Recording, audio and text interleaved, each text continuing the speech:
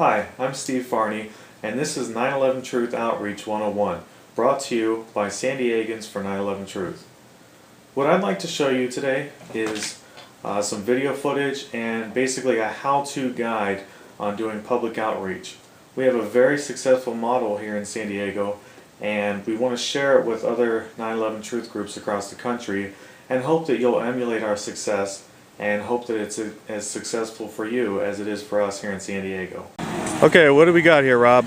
Well, Steve, right here are our stakes that hold down the three, or at least we have the three poster board holders here. These are the essential rubber bands that hold the stakes to this little pin right here. Now these are clips, of course, that help hold the poster boards together. And Steve, this is one of the most integral parts of our plan right here. These are compliments of Home Depot. Now these will keep the stiffness in our poster boards, and the wind buffeting us as it does at times is a problem. So we have that.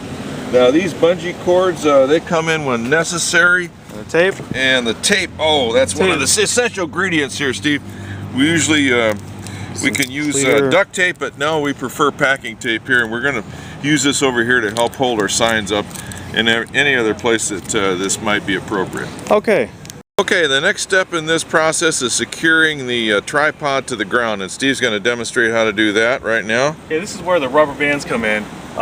You could use one, but I'm going to use two for good measure. What you do is you take one rubber band, loop it around like this, pull it through.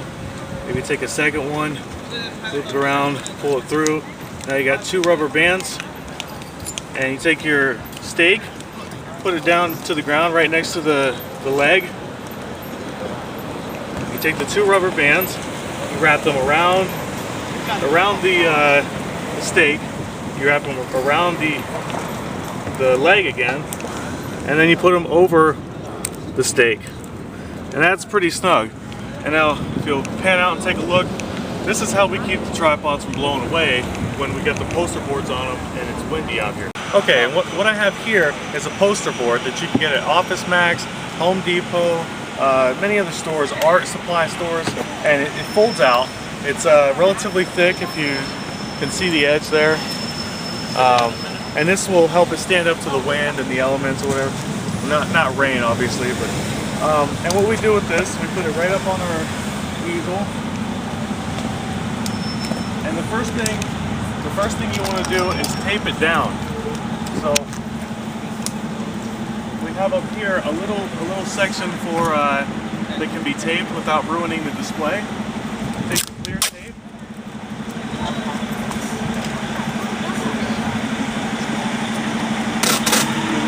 Go back here.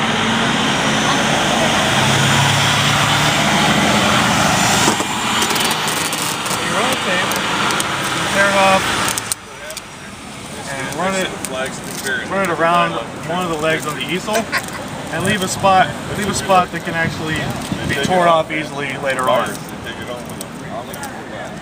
Then take these stir rods that we showed you earlier, and for back support you slide them in behind and use these clips just to clip it on. You want to make sure you're not ruining your display in the front. Clip one there, and clip one inside the leg. How you doing, man? Good, how are you? And repeat again for the other side. Well, I mean, what we're trying to do here is bring awareness to the inconsistencies in the whole explanation by the government. Well, I'm suggesting that there's that's a euphemism. I'm sorry. I'm suggesting there may be some problems with her argument. And there you go. Well, perhaps. Much like the Kennedy investigation. Excluded World Trade Center built.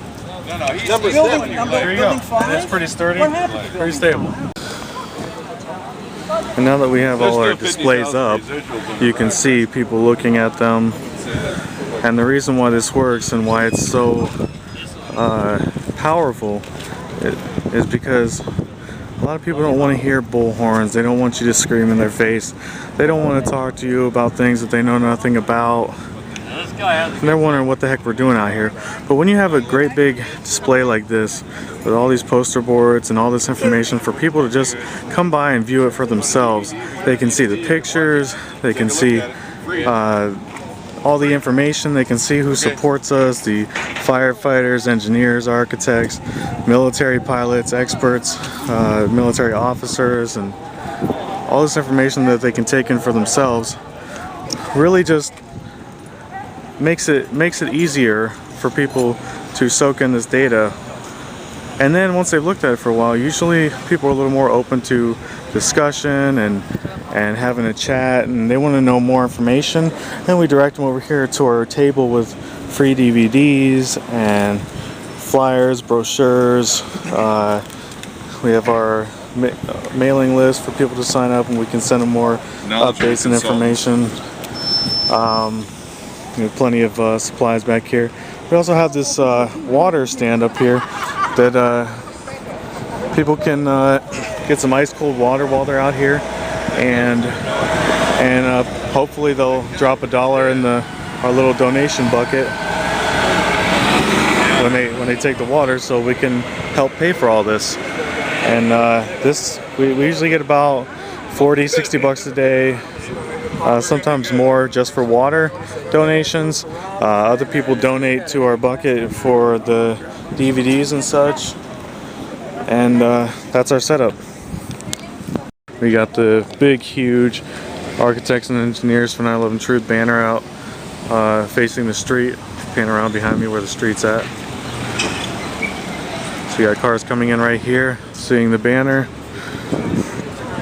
It's a luxury we have here at San Diego.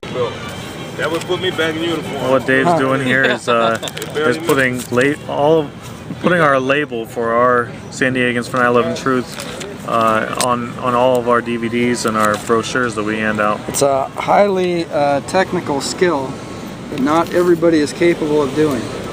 But those of us that are capable of doing so blurry. it are very well versed in labelology. You know, if the building did fall down and pancake down or whatever the government said it did, this whole center section would have been standing there. It would have been 110 floors of the strength of the buildings right here. That was gone too, right down on the ground. All of it, gone. We got DVDs over here, and we have some pamphlets. You can take it home and look at it at your leisure. Pass it out, give it to your friends. We want a real investigation. That's what we're going for. When you have high order damage characterized by shattering of structure, pulverization of concrete, and lateral ejection of structure, you look for explosives. And that's the textbook 101 guide on doing this type of investigation.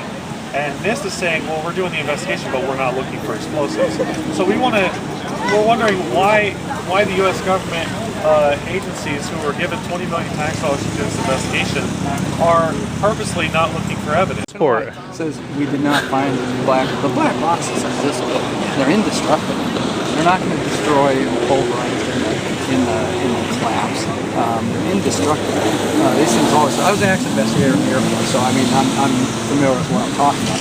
But things like that get my attention, and I go, why?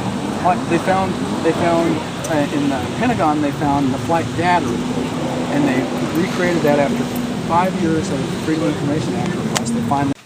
As you can see, we chose the site of the USS Midway Museum, which is a decommissioned aircraft carrier that was turned into a museum of naval history. When you choose your location, it's important to find a place that has a lot of foot traffic where people are not in too big of a rush to talk to you. You want people to be able to stop and take a look at your displays without having to rush off to business. We also do this on a Sunday, which is more leisurely than other days, and there's usually free parking in most American cities on Sundays and on holidays. So keep that in mind when you're going to do your outreach. Try to do it on Sunday if you have free parking in your area, and also because people are a little bit more slow and relaxed and open to discuss things with you because they're not too busy. It's their day off, so to speak. Thank you, and good luck with your outreach.